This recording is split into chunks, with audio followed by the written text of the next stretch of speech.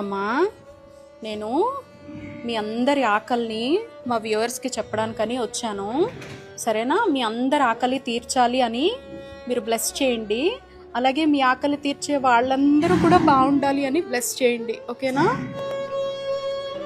పిల్లలు, నేను మీ గోమాతని.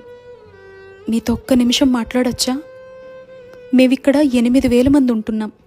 మమ్మల్ని 35 ఏళ్లుగా సత్యం శివం సుందరం అనే ఈ ఆశ్రమంలో ఉంచి మా ఆలన పాలన చూస్తున్నారు వీళ్ళంతా.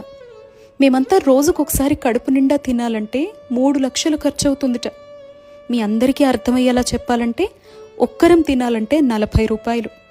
మమ్మల్ని అమ్మేయాలని చూసిన వాళ్ళ దగ్గర నుంచి, ఆకలితో రోడ్ల మీద తిరుగుతున్నప్పుడు, అనారోగ్యంతో పడున్న చోట మమ్మల్ని చంపేసి వండుకొని తినాలని చూసే వాళ్ళ దగ్గర నుంచి, పాలిచ్చి కుటుంబాలన్నీ బాగుపడ్డాక ఇక మేం పనికిరాము అని అనాథలుగా బయట వదిలేసినప్పుడు మా అందరినీ ఈ సత్యం శివం సుందరం అనే సంస్థ సభ్యులు 35 ఏళ్లుగా అక్కున చేర్చుకొని కంటికి రెప్పలా చూసుకుంటున్నారు. పిల్లలు పాపం మాకు సేవ చేసి చేసి వాళ్ళంతా అలసిపోయారు.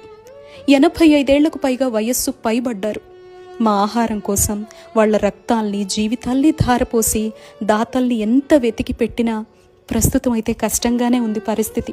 భవిష్యత్ ఏంటా అని ఒక్క సాయం చేస్తారా? ఒక్క రూపాయి మీ సంపాదనలో నాకు పెట్టగలరా? ఈ సమాచారం ఇంకొకరికి షేర్ రూపంలో చేస్తారా? అలా మీరంతా సహాయం చేస్తే మేము కడుపు నిండా తింటాం. బాగా ఆకలేస్తోంది మిత్రమా.